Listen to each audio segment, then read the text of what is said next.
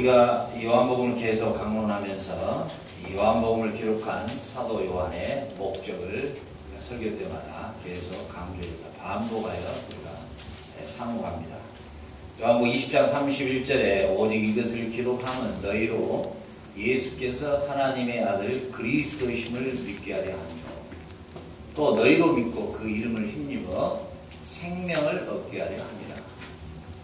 결국 요한복음의 전체에 나타나는 모든 말씀, 이적, 표적은 다 그리스도이심을 믿게 해서 우리에게 영생을 주게 하려 함이 사도 요한의 기록의 목적입니다. 이 목적에 우리는 모든 초점을 맞춰서 이 요한복음을 계속해서 우리가 상고해야 될 것입니다. 무엇보다도 예수님께서 하시는 질문 중에 아주 세 가지의 아주 중요한 질문이 있는데 그 질문은 뭐냐면은 요한복음 6장 28절에 보면은 묻습니다. 저희가 묻되 우리가 어떻게 하여야 하나님의 일을 하겠습니까? 이렇게 묻습니다. 그럴 때 예수님께서 6장 29절에서 예수께서 대답하여 가라사대 하나님의 보내신 자를 믿는 것이 하나님의 일이다. 이게 굉장히 우리 현대 기독교인들에게 굉장히 충격적인 발언입니다. 우리는 하나님의 일이 뭘까? 하나님의 뜻이 뭘까? 하나님이 좋아하시는 것이 뭘까? 하나님이 진정으로 원하시는 것이 뭘까? 나름대로 이제 뜨겁고 나름대로 복음 앞에서 그리스도를 인격으로 만나고 나면 이런 마음들이 우리 안에서 굉장히 질문을 많이 던지죠. 그러나 예수님은 단순하게 말씀하셨다는 것이죠. 뭐냐면은 하나님의 일은 다른 것이 아니라 하나님의 보내신 자 그리스도를 바로 믿는 것이라는 것입니다. 바로 고백하는 것이라는 것입니다. 저와 여러분이 예수 그리스도에서 믿고 있노라 하는데 진짜 내가 예수님을 믿고 있는 것인가? 아니면은 이름만 다른 또 하나의 신을 내가 믿고 있는 것인가? 이것을 우리가 잘 구별해야 된다는 것이죠. 우리가 예수님을 믿는다는 것이 뭘까? 예수님을 믿는다는 것은 곧 그 믿음 자체가 순교입니다. 우리가 예수를 믿는다는 것 자체가 증거자이고 증거한다는 것은 곧 순교입니다. 같은 단어예요. 믿음과 순교와 증언이라는 단어는 한 어원에서 출발합니다. 무슨 말이냐면 내가 예수를 믿는다는 것은 곧 증인자요. 증인자는 곧 순교입니다. 그러니까 우리의 신앙의 선배들이 예수를 증거하는 것 때문에 죽었어요. 우리의 사도들이 모두가 예수의 그 이름을 증거하다 죽었어요. 로마의 시대 때는 예수 이름 하나 때문에 다 죽었어요. 그들의 황제들이 무엇을 요구했습니까? 도미티안, 시저, 네로 이런 사람들이 뭘 요구했어요? 다른 거 요구 안 했어요. 다른 거 요구 안 했어요. 뭐 요구했어요? 나 황제를 키리오스라 해라. 키리오스. 딱 그거 하나 요구했어요. 키리오스. 이걸 히브리어로 번역하면 아도나이입니다.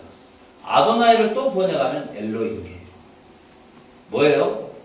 내가 너희들이 나한테 주라고만 해라. 주라고만. 그 이상 요구하지 않겠다. 뭐예요? 그러나 우리 초대교회 성도들은 결코 그 말 한마디를 고백하지 않기 위해서 그들은 죽음의 길을 걸었다는 것이에요. 여러분이 예수님을 믿는다고 하는데 내가 예수님을 믿습니다. 이렇게 이야기하는데 그 믿는다는 의미가 무엇인가를 정확하게 알고 믿는다고 해야 된다는 것이죠. 우리 그리스도의 믿음이라는 것은 곧 죽음의 길이요, 순교의 길이요, 증인자의 길인 것이에요. 증언자의 길인 것이에요. 결국은 예수님께서 우리에게 요구하는 게 뭐예요? 나를 믿어라. 하나님이 보낸 자 예수 그리스도를 믿는 것이 하나님의 일이라는 거예요. 결국은 뭡니까? 우리가 예수 그리스도를 믿음으로 말미암아 나의 삶의 현장에서 순교적 삶을 살고자 하는 게 그리스도인이에요. 알겠어요? 조그마한 이익권 하나에, 조그마한 물질 하나에, 썩어져 버릴 그 명예 하나에, 권세 하나에, 그거 조금 내 배부르는 거 하나에 그거 하나에 말이죠. 신앙의 지조나 절개를 다 포기해버리는 그런 사람은 그리스도인이 아니에요. 그 사람은 종교인이고 예배에 참석한 종교 행사에 참여한 종교인에 불과하지 그건 그리스도인이 아닌 것이에요. 예수의 십자가의 피 뿌리심이 그렇게 그냥 무슨 빅마트 슈퍼에 무슨 덤핑하는 게 아니란 말이죠. 네. 성경은 다 보아도요, 결코 많은 사람이 천국에 이르지 못하게 되어 있어요. 천국에 이르는 자, 누구든지 주여 주여 하는 자마다 다 천국에 이를 것이 아니요 아버지의 뜻대로 행하는 자야 될 것이며, 천국을 향하는 자들은 그 문이 좁고 길이 협착하여 찾는 자가 지극히 적다 그랬어요. 지극히. 예수님은 가부와 재판관의 비유를 들어서 마지막 종말의 시대 때, 재림의 시대 때 정말 의로운 재판장인 나 그리스도를 기다리는 그 믿음이 얼마나 있겠느냐. 네? 얼마나 있겠느냐. 예수님 막 바지자락 잡고 막 끝까지 물고 늘어져라 그러면 기도응답 받는다. 그런 문맥이 아니에요. 내가 세상 마지막에 올 텐데 얼마나 진짜 나 의로운 재판장을 정말로 기다리는 공의로운 재판을 해줄, 너희들이 이 땅에서 정말로 불의한 재판관 앞에 정말로 억울한 가부와 같은 심정을 가지고 너희들이 나를 기다릴 사람이 과연 몇이나 있겠느냐. 나의 재림의 날에. 이 땅의 그리스도인들이 얼마나 주님의 재림을 사모하는 그리스도인들이 얼마나 있을까요? 과연. 여러분의 지금 청년의 나이, 젊음의 나이 때 아주 아늑한 이야기로 들릴지 모르겠지만 청년의 때 공고한 날이 이르기 전에 창조자를 기억하라. 여러분 언제 여러분의 생명을 걷어갈지 몰라요. 알겠어요? 그렇기 때문에 우리가 하루를 걸어도 그리스도인으로 걸어야 된다는 것이에요. 그리스도인으로. 그리스도인은 뭐예요? 내가 복음을 증거하다가 순교하는 게 목적이에요. 그게 목표인 것이에요. 그게 우리의 삶의 비전이에요. 우리 그리스도인들의 최종의 비전이 여기 있는 거예요. 그리스도를 증거하다 죽는 게 우리의 최고의 비전인 것이에요. 우리의 삶 속에서 그리스도를 증거하는 삶으로 우리는 살아가는 게 그리스도를 믿는 것이에요. 내가 믿는다는 말을 함부로 해서는 안 되는 것이에요. 그럼으로써 내가 진정으로 그리스도를 믿습니다라는 고백을 그렇게 쉽게 할 수 있는 단어가 아니다는 것이죠. 오늘 예수님께서 이 말씀을 하시는 거예요. 사도 바울의 최고의 선교의 목표가 무엇이었습니까? 바울의 선교의 목표가 로마서 9장 1절로 3절에 이렇게 기록되어 있어요. 내가 전한 그리스도를 우리 민족이 정말로 그리스도를 메시아로 받기만 한다면 그리스도 안에서 내가 참말하고 거짓말을 아니하노라. 내가 큰 근심이 있는 것과 마음에 그치지 않는 고통이 있는 것을 내 양심이 성령 안에서 나로 더불어 증거한다 그랬어요. 증거자가 누구라는 거예요? 성령이 나의 증거자라는 거예요. 성령은 누구예요? 하나님이셔요. 성령 하나님이 내 마음의 중심을 아신다는 거예요. 그분이 나의 증거자인데 나의 형제, 권력의 친척들이 내가 저주를 받아 그리스도에게 끊어질지라도 그들이 그리스도를 정말 믿기를 원한다는 거예요. 영접하기를 원한다는 거예요. 이게 우리의 사역자들의 추구할 바의 전부예요. 이거 이상 우리에게 아무것도 의미가 없는 거예요. 우리 하성 교사님이 선교지에서 뭐 까시겠나 누군가 뭐 난 전혀 까시겠다 뭐 가위를 말한다 했더니 추장인가 뭐 했나 모르겠어요.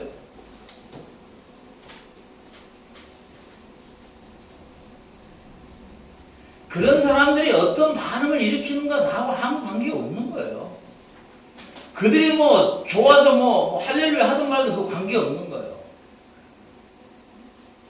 우리의 목적은 그들이 알아듣든지 못 알아듣든지 뭐 소련말로 듣든지 뭐 방언으로 듣든지 관계없다는 거죠.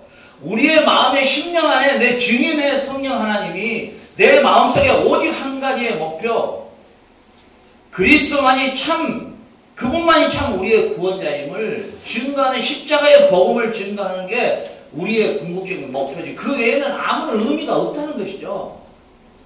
교회가 커지고 사람이 많아지고가 나하고 무슨 관계가 있냐는 거죠.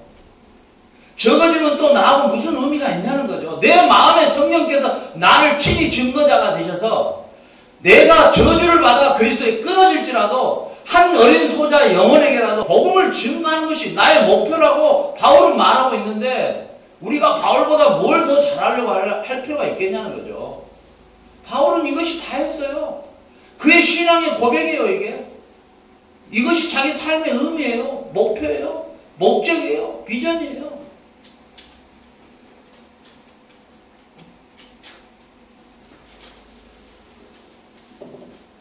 제가 한국을 갔더니 우리 동기 목사님이 올해는 2,000명이 목표입니다. 2,000명이. 가만 보니까 2,000명이 목표가 아니라 미쳐있더라고요. 사람이 미쳐버리더라고요. 뭐에 미쳐버렸냐면 대형 교회에 미쳐버렸어요. 이야, 저걸 보고 거룩한 비참인가 보다.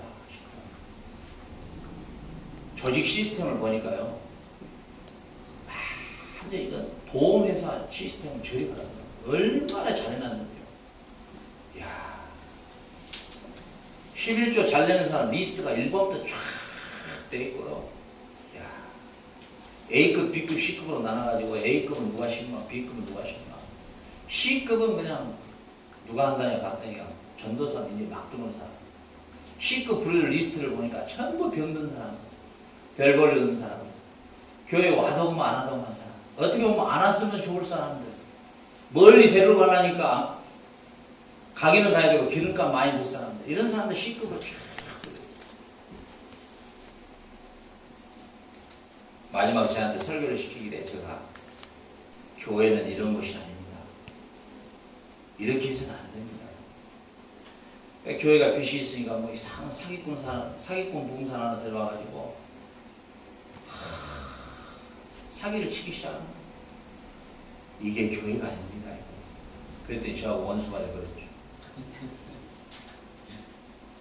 제가 막 출발하고 난 뒤에 당회를 소집해가지고 앞으로 절대 박성교사 오면 세우지 않는다. 그걸 결의했다는 거예요. 안타까워요. 그거하고 우리하고 무슨 관계가 있어요? 주님이 우리에게 그런 걸 요구하지 않으시죠. 우리 청년들도 마찬가지예요. 여러분들에게 내가 여기서 여러분들을 위해서 섬기는 것은 여러분들 여기에서 내가 무슨 여러분들 성공의 동기부여를 잘해가지고 출세하고 돈 많이 벌고 명예 가져라고 내가 여러분 수정 넣은 게 아니에요. 나는 내 속셈이 따로 있는 거예요. 여러분들은 딱 하나예요. 저는 목표가. 여러분들의 분명한 신앙 고백이 나와야 된다는 거예요. 분명한 신앙 고백. 주를 위해서 살며 주를 위해서 죽을 것이며 나의 삶의 현장에서 직장에서 내가 회장의 자리에서 사장의 자리에서 단칸방으로 내가 밀려가도 신앙을 절대 포기하지 않는다는 그런 믿음. 내가 부리와 짝에서 장관 내느니 차라리 면사무소에서 면장하겠다는 그런 믿음. 내가 하루에 라면으로 때울지라도 결코 내가 먹는 것 배부른 것 때문에 내가 신앙의 불의와 타협하지 않는다는 그런 믿음. 그런 믿음이 여러분들이 이곳에서 훈련돼서 나가게 하는 게 저의 목표지 그 외에는 아무런 의미가 없는 것이에요. 여러분과 저하고 만나면 저의 인격에 대해서도 기대하지 말아요. 알겠어요? 여러분들이 저에 대해서 다른 걸 절대 기대하면 안 되는 것이에요. 알겠어요? 어떻게 보면 저와 여러분과 관계에 저울에 올려놓으면 저가 훨씬 더 무게도 많이 나오고 제 무게도 클 거예요. 그런 인간을 바라보지 마세요. 여러분 혹시라도. 여러분들 요즘 듣는 소문에 뭐 들으니까 뭐 우리 목사님 같은 분은 뭐 1세기 한번 나올까 말까 목사님하고 이 시대에 뭐 세례 요한이 뭐 이런 이야기 자꾸 하는데 그러지 말아요. 응? 그런 소리 절대 하지 말아요. 그거하고 나하고는 아무 의미가 없는 거예요. 내가 여러분들을 섬기는 것은 다른 거 없어요. 예수를 바로 믿게 하는 것, 그거 외에는 아무런 의미가 없는 것이죠. 나의 존재의 의미도 마찬가지. 그렇죠. 바울은 빌립보서 2장 17절에서 만일 너희의 믿음의 재물과 봉사 위에 내가 나를 관제로 들을지라도 나는 기뻐하고 너희 우리와 함께 기뻐하리니 너희의 믿음이 진정으로 그리스도를 주는 그리스도시요 살아계신 하나님의 아들로 너희들이 믿는다면 내가 믿음의 그 재물과 같이 내가 봉사 내 몸을 완전히 불사르고 싶다. 저도 목회자지만은 이런 말씀을 접할 때마다 참 어떻게 쥐구멍이라도 좀 들어가고 싶은 그런 마음이 참 너무 부끄러워요. 마음이 참 어떻게 똑같은 하나님 앞에 똑같이 부름받은 그 시대에 바울의 심정은 항상 이 마음이었을까? 네? 도대체 우리 사역자들은 어디에 관심을 가지고 살아가는가? 내 자신이 도대체 어디에 관심을 가지고 있는 것일까? 나의 절대 관심이 어디에 있는 것인가? 여기에 참 부끄러워요. 참 너무나 동떨어진 그런 마음 같아가지고 참 너무너무 부끄러울 때가 많아요. 네. 여러분들의 삶이 이 바울의 심장을 여러분들이 이식받아야 돼요. 그리스도의 심장이 여러분 심장 안으로 이식이 돼야 돼요. 안 돼 있으면 기도하고 하나님 나에게도 이런 뜨거운 심장을 주십시오. 그래야 여러분들의 삶의 현장에서 여러분들이 나중에 어떤 삶에 처해있든지 간에 여러분 안에 여러분 자식들이라 할지라도 여러분 가까운 친구, 친척이라 할지라도 바울이 갖는 이 뜨거운 이 마음의 심장을 그들에게 임파테이션 해줘야 된다는 거예요.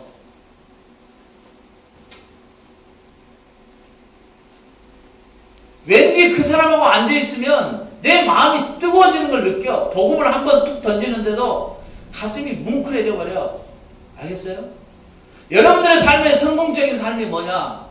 뭐 성공의 7가지 방법 이런 건 그런 것에 괜히 왔다 갔다 하지 말고 성경적 성공관이 뭐냐? 여러분이 진정으로 여러분 삶의 생을 마감할 때까지 여러분의 삶의 목표가 내가 하나의 재물이 됐다 할지라도 내가 이 그리스도를 증거하고 그 영혼이 그리스도를 영접하는 것에 여러분의 삶의 목표가 돼야 됩니다. 믿습니까?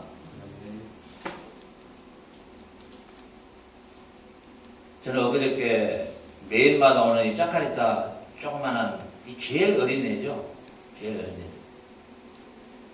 우리가 매일 오후에는 거기 가서 예배를 드리는데 제가 반복해서 드렸던 구절이었는데 우리 여기서 예배를 드리는데 마리아가 누구예요? 이렇게 물어보니까 다른 애들 조용하는데 그 조그만한 가장 어린 애가 마리아는 죄인이에요. 똑같은 죄인이에요. 이런 거예요. 그때 저는 얼마나 감격스러운지 몰라요. 아, 사역자의 의미가 여기에 있구나. 나의 존재의 가치가 여기에 있구나. 그래, 마리아는 죄인이야. 오직 한 분 그리스도만이, 그분만이 거룩하신 분이야. 오직 그분 안에만 영광과 그분 안에만 영생과 사랑과 그분 안에만 기쁨이 있는 것이야. 이걸 전할 때 이것이 나의 존재의 의미예요. 나의 이 존재의 의미가 바울의 존재의 의미였고 또 저와 여러분의 존재의 의미가 되기를 주의 이름으로 축원합니다. 이거에는 아무 생각하지 마세요. 아무 생각. 이거 외에 나의 관심사, 나의 사소한 문제로 사소한 일로 나의 에너지를 소비하지 마세요. 저와 여러분의 삶이 여기에 목표가 되었을 때 어떤 삶과 어떤 삶 안에서도 오직 그리스도의 이름이 존귀됨을 받고 그분의 이름이 증거됨으로 감격하고 그거 외에는 실망할 것도 기뻐할 것도 아무것도 없는 것이죠. 우리 사역자가 그 함정에 한번 빨려가면요 비참해집니다. 정말 비참해요. 저는 개인적으로 우리 이수 목사님을 하나님이 함께 사역을 하도록 하나님 인도하신 이유를 하나 찾아냈어요. 그게 뭐냐면 우리 아수시원에서 제가 교제해 본 목사님 중에 우리 이수 목사님이 가장 정말 바른 신학을 가지고 계시더라고요. 제가 처음 뵀어요. 그 전에부터 기도를 해왔어요. 제가 우리 사모님한테도 항상 이야기했어요. 나는 여기서 한인교회를 안 하기 때문에 진짜 신학의 노선만 같은 분이 있으면 우리가 같이 협력을 해줬으면 참 좋겠다. 이런 이야기 계속 반복해 왔어요. 하나님이 이렇게 만나게 해주시고 분명하도록 하나님이 인도해 주셨죠. 왜요? 절대적인 관심이 그리스도 외에는 없기 때문에 그리스도뿐이 없는 그 사역자와 함께 여러분들이 신앙생활 한다는 게 최고의 행복이에요. 아멘? 그게 최고의 기쁨인 거예요. 이 여러분들이 생을 살아갈 때 사역자의 생각이, 사역자의 절대 관심이 오직 예수에게만 집중되어 있는 그 사역자를 만남이 최고의 기쁨이요. 그런 동역자를 만남이 최고의 행복인 것이에요. 아멘? 이제 우리는 우리 짜포에서 하성 여사님, 또 이곳에 이제 찬양 사역으로 마지막 생을 마감한 우리 오성 여사님, 또 지금 훈련받고 있는 우리 우영이 자매, 모두가 우리가 협력해서 정말 저희의 간절한 소망은 사도 바울은 왜 이방인들은 그렇게 예수를 영접을 잘하는데 정작 우리 조국, 우리 민족들은 왜 이 모양인 것인가? 여기에 한탄하고 가슴을 찢고 너무너무 고통스러워했다 그 말입니다. 왜 네가 열받냐? 이렇게 말할지는 모르겠지만 우리 아수시온에 10개의 교회가 있지만 진정으로 이 우리 조국의 영혼들의 영적인 리더와 그들의 방향과 그들이 진정으로 그리스도인으로 만드는 교회가 우리 실만한 문화교회가 되기를 주의 이름으로 축원합니다. 정말 믿는 사람을 정말 그리스도인을 우리가 만들어내는 그런 교회가 되기를 사도 바울도 원할 것이고 그리스도께서 더욱더 원하심이 될 줄 믿습니다. 여러분 오늘 예수님께서는 이렇게 말씀하셔요. 예수 그리스도를 믿음으로 말미암아 영생을 얻게 하려 하는 것이 요한의 의도였기 때문에 하나님의 일은 뭐냐? 그리스도를 믿는 것이라고 말합니다. 왜? 영생보다 더 귀한 것이 없기 때문에 그렇기 때문에 예수님을 믿는 게 그게 곧 하나님의 일인 것이에요. 알겠습니까? 여러분의 가장 존귀한 일은 사업도 뭣도 아니에요. 사실은 가장 중요한 일은 그리스도를 바로 믿는 것이죠. 이게 우선순위의 일인 것이에요. 믿습니까? 주일날 11시 예배 한번 나와서 무슨 믿음이 이게 우리 여기 청년 우리 자매들 여기서 매일 아침 6시에 일어나서 10분 개인기도 하고 매일 예배를 아침에 드리고 또 저녁에 또 예배를 또 밤으로 해서 드리고 수요밤 드리고 주일 낮 아침 9시 예배 가서 11시 예배 돌아와서 3시 반 다시 시작하랬다 6시 반 다시 여기 와서 8시 예배를 또 드려요. 1년을 그렇게 훈련을 받았는데 보니까 역시 하나님의 진리의 말씀은 영원히 썩지 않는 말씀입니다. 이들의 삶을 주님이 변화시키는 걸 볼 수 있습니다. 이 11시 예배 한 번 나와가지고 사라져버리는 그런 성도들의 믿음이 언제 그들이 그리스도인이 되겠느냐 말이에요. 언제 그리스도인이 되겠냐 말이에요. 저는 저 개인적으로 우리 한 집사님을 저는 우리 실만한 문과가 가장 하나님이 보낸 중요한 분이라 저는 이렇게 보입니다. 저런 분이 있어야 교회 이제 뭐예요? 그 흐름이 바꿔지는 것입니다. 그래도 최소한 우리 한 집사님 정도의 신앙생활을 해야 된다. 오전, 오후, 수요밤 이렇게 함께 모여서 하나님의 말씀을 듣고 하나님의 말씀에서 그 영혼이 새로워지는 이런 역동적인 이런 믿음 생활을 하지 않고는 믿음이 자랄 수가 없는 거예요. 그렇죠? 그래서 예수님께서는 단호하게 말씀하시고 그리고 사도 요한은 단호하게 말합니다. 죄가 뭐냐? 요한복음 8장 24절에 이러므로 내가 너희에게 말하기를 너희가 너희 죄 가운데서 죽으리라 하였노라. 너희가 만일 내가 그인 줄 믿지 아니하면 너희 죄 가운데서 죽으리라. 자, 예수님께서는 죄를 뭐라 말하느냐? 예수님 자신을 믿지 않는 게 죄고 그 죄의 결론은 뭐냐? 사망이다. 사망이다. 예수 그리스도를 믿지 않는 게 죄고 그 믿지 않는 죄가 사망이라는 거예요. 여러분, 우리가 도덕적이고 윤리적인 죄, 그걸 말하고 있지 않아요. 예수님을 믿지 않는 그 죄가 사망이라는 거예요.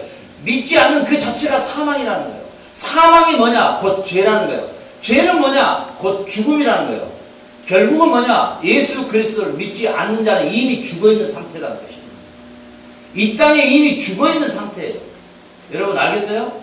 예수를 믿지 않는 자는 이미 죽어있는 상태예요. 이미 죽어있는 상태란 말이죠.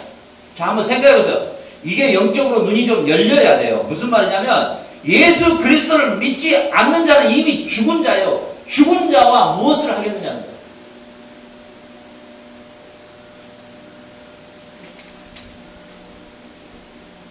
여러분 세상 살아갈 때 예수를 믿지 않는, 예수를 진정으로 고백하지 않는 자와 무슨 일을 하겠느냐. 그 만날 가치조차도 없는 거예요.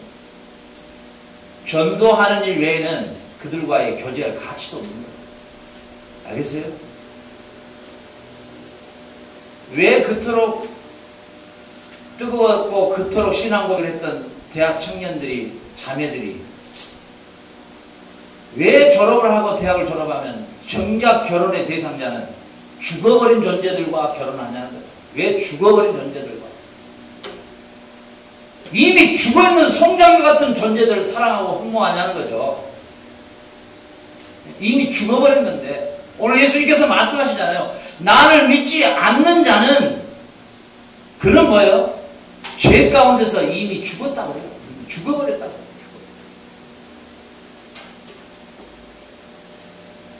이 죽어버린 자들을 두려워할 필요가 있을까요?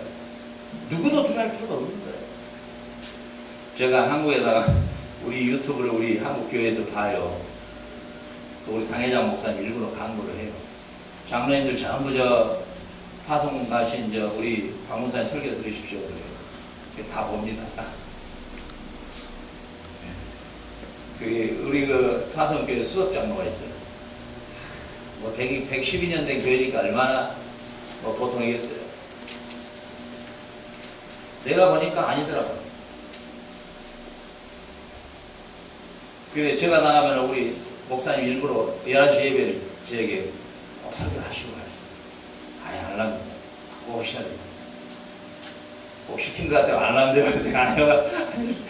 저는 뭐 설교할 때 절대로 그런 거 생각 안 씁니다. 성령께서 인도하시는 대로 하는데 제가 전 교인이 앉아서 예배를 드리는데 우리 김 장로님 당신 예수님이 폼 잡아라고 교회에 와서 개폼 잡아라고 장로 세우는 거 아니니까 정신 차리고 회개하라.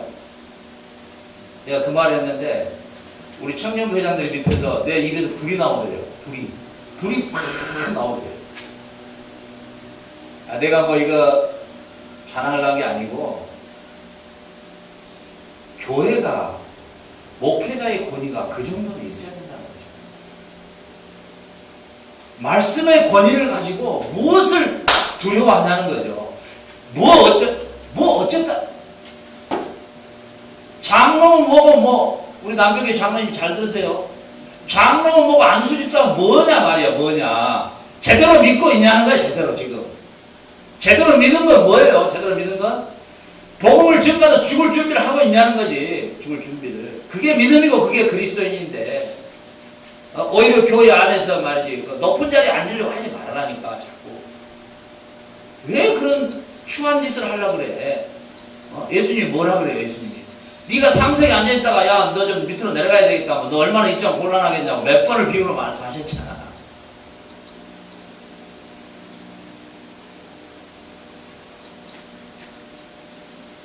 우리 예수님께서는 이렇게 말씀하시는 것이에요.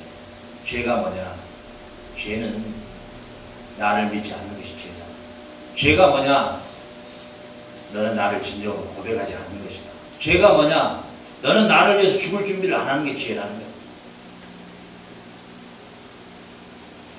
여러분, 우리 그리스도인의 신앙의 고백 안에는요, 결코 말이죠, 이 땅에서 배부르고 잘 먹고 잘 사는 고백이 아니에요. 제가 중국에서 지하교회에 은밀하게 접속이 돼가지고 제가 지하교회 예배를 드리고 갔는데요. 교회가 20년 된 지하교회인데 이 피아노 연습단 이 정도 하더라고요. 15분이 앉아있더라고요. 찬양을 들어가는데 이게 뭐 15,000명 찬양은 뭐 아무것도 아니에요. 얼마나 이게 그 영혼에서 흘러나오는지. 그 예배를 드리고 그 다음에 제가 나오려고 딱 하다가 벽에 붙어있는 기도문을 봤어요. 그 기도문을 읽고 제가 정말 회개를 많이 했어요. 그 기도문에 이렇게 써졌더라고요. 예수님, 내가 예수님 때문에 핍박받음을 큰 복으로 생각합니다. 내가 예수님 때문에 도망다님을 큰 복으로 생각합니다. 내가 예수님 때문에 감옥 갔다 온 것을 정말 큰 복으로 생각합니다. 내가 예수님 때문에 어려움 당할 수 있다는 게 나의 큰 복입니다. 이 기도문을 써놨다고, 이 기도문. 벽에다가 붙여놨다.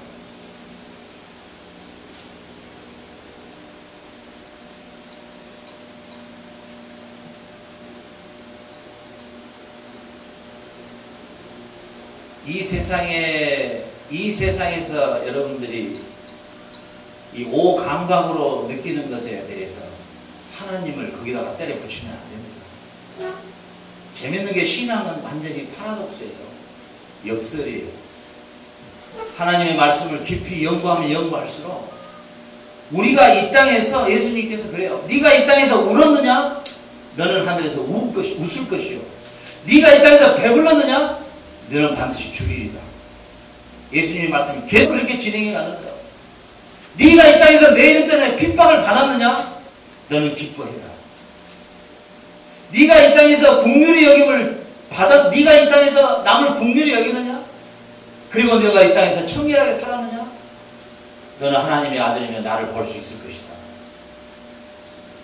계속적으로 주님이 말씀하신 것이 이 땅에서의 우리의 삶 자체가 내가 가장 많은 것을 가지고 있어도 없는 것처럼, 내가 남편이 있어도 없는 가부처럼, 내가 자식이 있어도 없는 고아처럼, 이 땅에서 우리의 삶에 잠깐 있는 이 삶 안에서 우리의 절대적 관심과 초점을 오직 영생의 그 나라를 바라보라는 것이 주님의 가르치심이에요. 그게 산상수훈의 목표인 것이에요.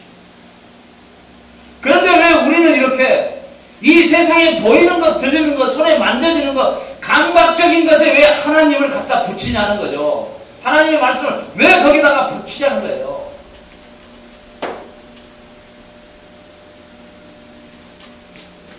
여러분들의 신앙을 아예 청년 때, 아예 자매 때, 우리 에리처럼 어렸을 때 확실하게 골격을 다시 잡아버려요. 아예 딱. 한 번 잡힌 우리 남편계 장로님들 어떻게나 잘못 잡혀가지고 아주 그릇들이야. 너무너무 딱딱해가지고 고치려고 해야 돼. 고칠 수가 있어야지. 한국사님이 제일 고민하는 게 그 말이다니까. 나하고 통화하면 장로님들 정신 차리고 빨리 회개하고 장로도 자기 없어 하지 마. 그냥 너는 뛰어버려. 차라리. 그리고 나이도 이제 드셨으니까 빨리빨리 은퇴해버려. 젊은 사람도 올라와서 하게. 그냥 12장로가 그냥 앉아있으니까 젊은 사람들 올라올 수가 있어야지.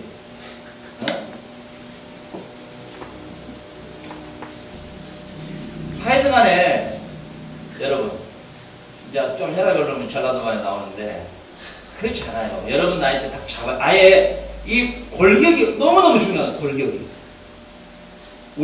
우리가 그리스도를 진짜 믿는 게 무엇이며, 내가 그리스도를 고백한 게 정말 무엇이며, 내가 그리스도인이란 게 무엇인가, 그리고 내가 정말 죄가 무엇인가, 죄가 정말 무엇인가. 죄는 여러분들이 거짓말 몇 번 하고 도둑질 몇 번 한가? 아니다니까요.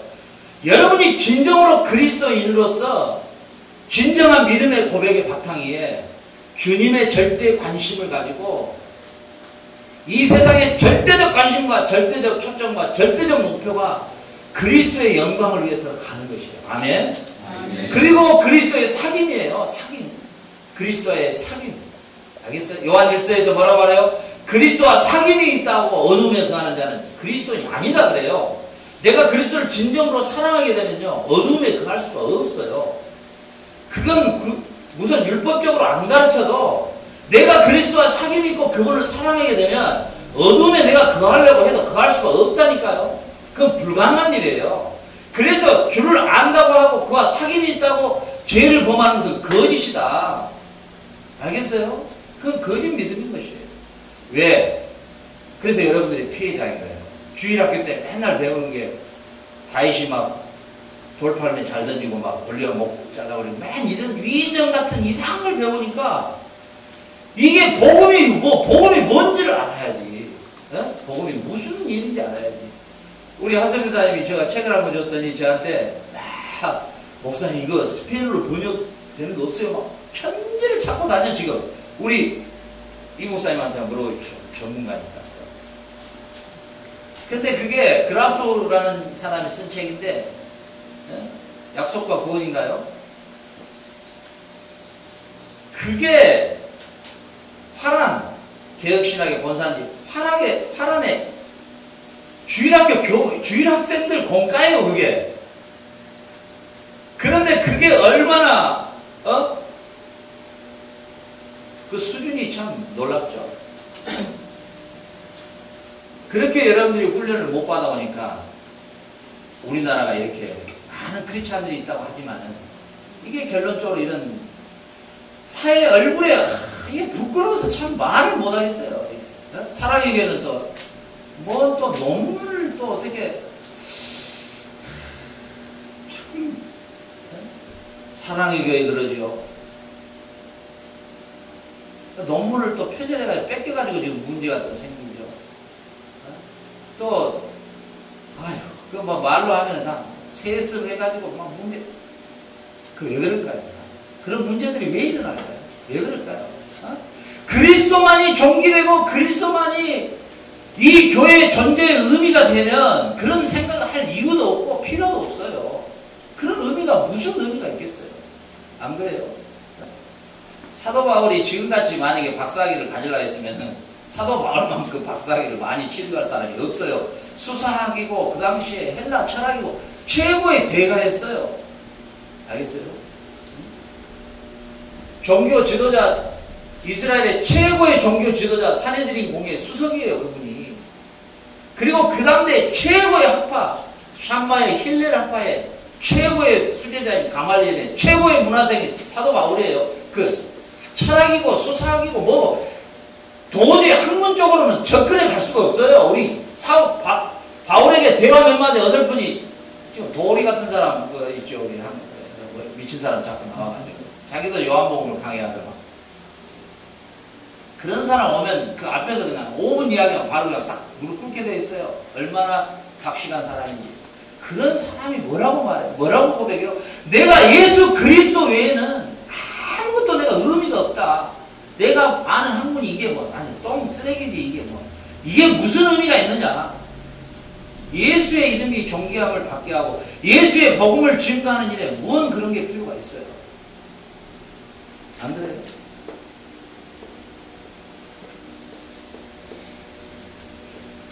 자, 갈라디아서 3장 24절에 보면 이렇게 기록했습니다. 이와 같이 율법이 우리를 그리스도에게로 인도하는 몽학선생이 되어 우리로 하여금 믿음으로 말미암아 의롭다함을 얻게 하려 함이라. 이렇게 기록되어 있어요. 자, 하나님이 모세를 통해서 주신 율법 자체가 나쁘단 게 아니라 율법을 주신 목적은 어디에 있었냐면 율법을 행함으로 구원이 아니라 율법을 통해서 구원이 아니라 그리스도를 믿음으로 말미암아 구원을 얻는다라고 하는 것을 알려주기 위한 하나의 교통순경 같으면 휘파람이에요. 율법. 무슨 말이냐면 예수 그리스도를 믿는 게 왜 중요하냐? 예수 그리스도를 믿음으로 말미암아 우리를 의롭다 해주시고 구원을 주시고자 하는 게 율법을 원래 모세를 통해서 주신 목적이었다. 이 말은 무슨 말입니까? 바꿔서 말하자면 결코 우리는 그리스도를 믿는 믿음에는 구원을 얻을 자가 하나도 없는 것입니다. 근데 그 믿음이라고 하는 그 믿음 자체의 단어가 우리에게 너무도 심각하다는 거예요. 그러니까 가벼운 말이 아니에요. 믿음이라는 단어가. 믿음이라는 단어 자체. 자, 여기 모인 저와 여러분, 우리의 마음의 심령 안에서 이렇게 고백을 합시다. 제가 믿음이란 곧 순교요. 믿음이란 가장 이 땅에서 이 땅에 가장 반대로 거꾸로 생각하고 걸어가는 삶입니다. 이렇게 우리 마음속에 고백해야 돼요. 고백해요. 그리고 준비를 해야 돼요. 특히나 우리 학생들은 이 준비를 여기서 충분하게 갖춰야 돼요. 그래야 여러분들이 세상에 딱 떨어져 나갈 때 절대로 타협하지 않고 절대로 물러나지 않고 절대로 신앙 앞에서만큼은 모든 걸 다 잃어도 이 신앙 하나만큼은 내가 결코 놓치지 않겠다는 그 신앙의 마지막 절기와 자존심을 여러분들 지킬 수 있는 거예요. 아멘. 아멘. 이게 훈련되고 준비되지 않으면은 누구든지 다 넘어가면 다 부딪히면 다 넘어가고 자빠지는 거예요.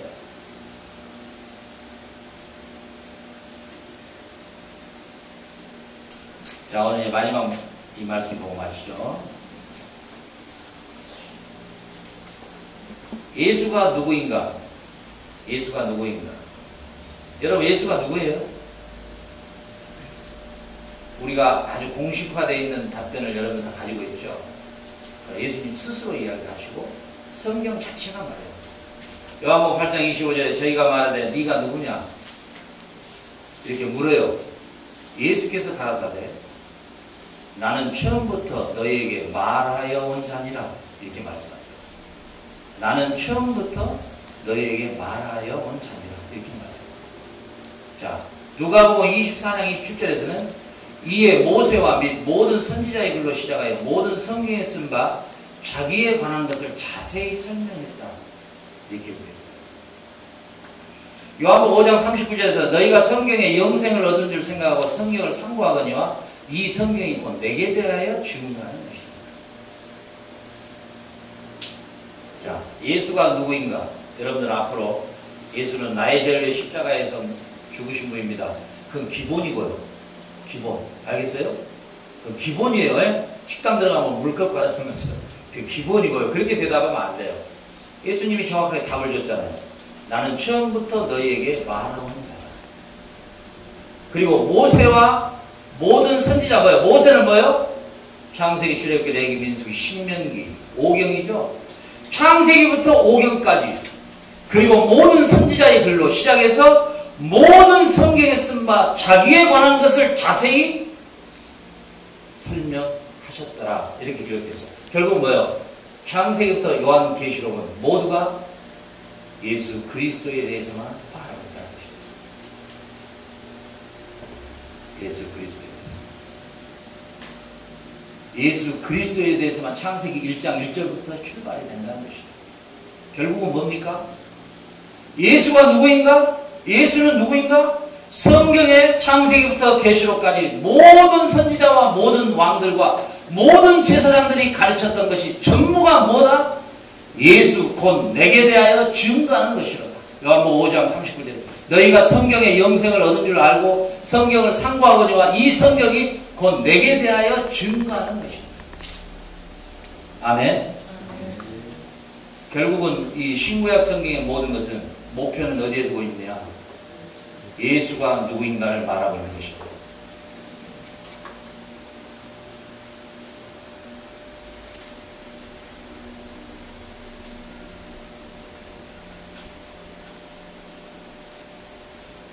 제가 이 유튜브에 우리 애들이 이제 해가지고 올라가니까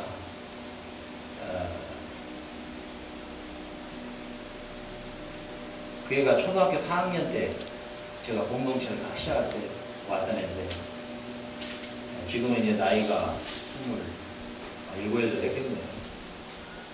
외대에 나와가지고 하여튼 뭐 직장생활 하고 있는 거. 근데 한 번씩 카톡이 시작하잖아요. 카톡이. 근데 목사님은 설교 때마다 예수님만 이야기하대요. 이렇게 합니다. 근데 한국에서 사역을 하는데 권사님 한 분이 아주 우리 광주에서 큰 교회 권사님이셨어요. 네, 대표적인 수업 장로였죠. 네, 우리 교회로 오시게 됐는데 이러더라고요. 그때 저하고 같이 동행한 그 목사님 우리 이수 목사님하고 똑같아요. 그분이 한번 여기 오면은 한번 둘이 대면을 하시면 서로 어때 전쟁터 없이 잊어버린 형제가 아닌가 말이나 행동이나 똑같은 착각을 할 때가 참 많아요. 그건 참 대단한 학자시면서 참 대단한 분이에요. 근데 그분이랑 네 분이 제가 함께 교회를 사역을 했는데 공동사역을 했죠. 똑같이 했어요. 같이 자기 맡은 분야에 하고 공동사역이 재밌습니다. 근데 그분이 설교만 하면 그 권사님이 말해요. 목사님, 이제 예수 십자가는 들을 만큼 들었으니까 좀 우리 삶에 좀 화끈하게 뭔가가 적용될 수 있는 그 뭔가가 좀 이건 안 되겠습니까? 이렇게 말하는 거예요. 그래서 내가 이거 듣고 있다가 과연 저분이 어떻게 대답을 할까 기대를 하고 봤더니 이 말을 하더라고요. 권사님, 성경은 내가 아무리 연구를 해봐도 창세부터 계시록까지 예수님에 대해서만 말하고 있으니 내가 다른 말을 어떻게 하겠습니까? 죄송합니다. 그렇습니다. 성경은 뭐예요?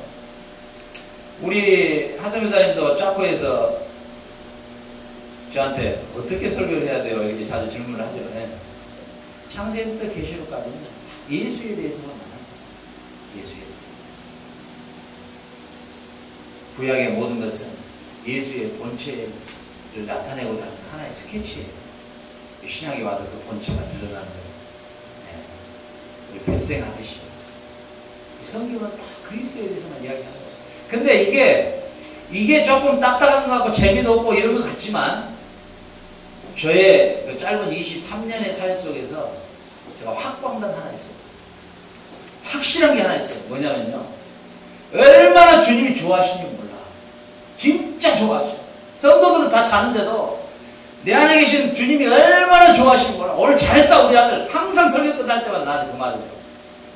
오늘 우리 아들 최고 막 항상 나를 격려해 주셔서 지금까지 설교 끝나고 나서 그렇게 행복할 수가 없어. 설교자의 최고의 안식이 예수를 증거하는 게 최고의 안식이라는 거예요. 나의 최고의 보물이에요. 이거 누구도 뺏어갈 수가 없어요. 내가 1000명이 모인 곳에 가서 설교하나 2000명, 3000명, 4000명이 가서 모인 곳에서 내가 설교하나 나의 설교는 똑같은 거예요. 그래서 세상에서 소위 말하면 이런저런 좀 소리도 듣고 싶고 뭐 사업에 성공하는 방법도 좀 듣고 싶고 그런데 내 설교는 들어봐야 맨날 그 설교거든.